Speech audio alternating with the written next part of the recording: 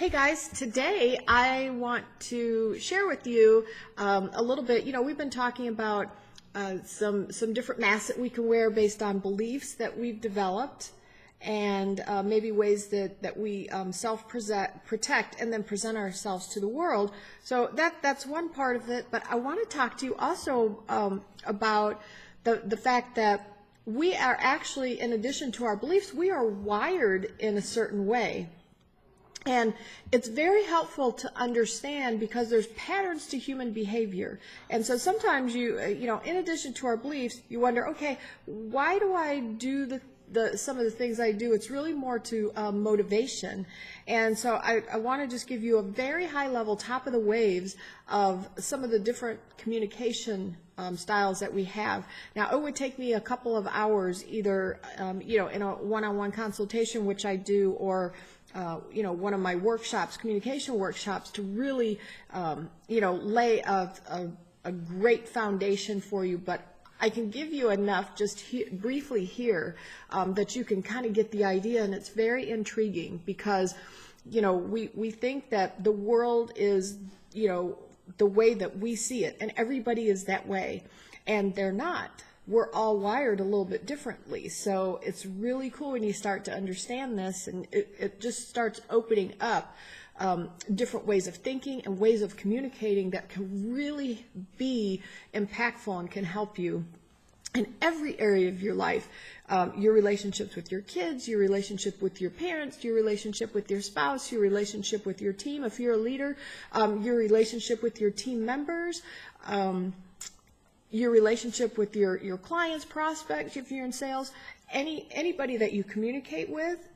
This right here is a key to really connecting and relating to people.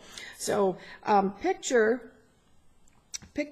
a circle, and we're going to draw a line in the circle, and on the top of the circle is outgoing, and in the bottom of the circle is reserved. And then in the circle, you're going to draw a line this way, and on the left-hand side is task-oriented, and on the right-hand side is people-oriented. So now what you've got is 4 quarters to a pie. So in the top left, you have your outgoing task-oriented people. In the top right, you have your outgoing people-oriented people. And the bottom right, you have your reserved people-oriented folks. And in the bottom left, you have your reserved task-oriented folks.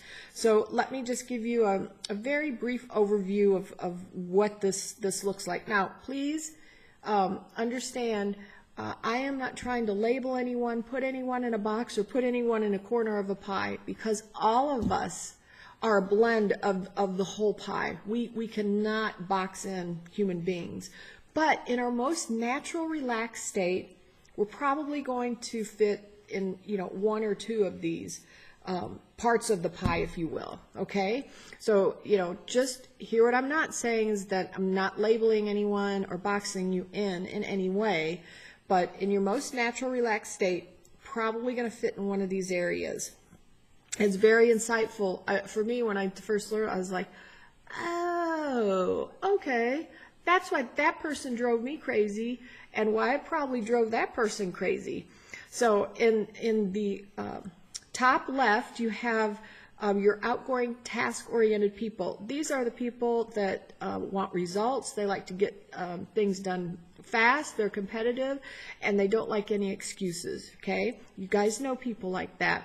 In the top right, the outgoing people side of the circle, these are the people, when they walk in the door, you know that they're there. They're probably known as the life of the party. They love to have fun, and they love to be around people. Now, travel the circle down, you have your reserved people side. Now, these folks love people as well, but they actually are more supportive, encouraging, great at coaching, things like that. And then in your bottom left corner, you have your reserved, task-oriented folks. These are the folks that are a little more analytical. They not big risk takers, and they need a little more time to process. They like things to be correct. So as I've described each of these, I'm sure you can kind of picture maybe somebody you know that sounds like one of these areas. Now again, we're all blends of all of this. We can all adapt to all the different quadrants of the circle. But so you want to ask yourself these questions, okay? Am I more outgoing or am I more reserved? And am I more people-oriented or am I more task-oriented? And this will begin to give you some insight into your own communication style, and then you can start recognizing maybe some other communication styles of these other folks. Life-changing stuff, guys. Anyway, thanks for letting me break that down for you. Hope you enjoyed it.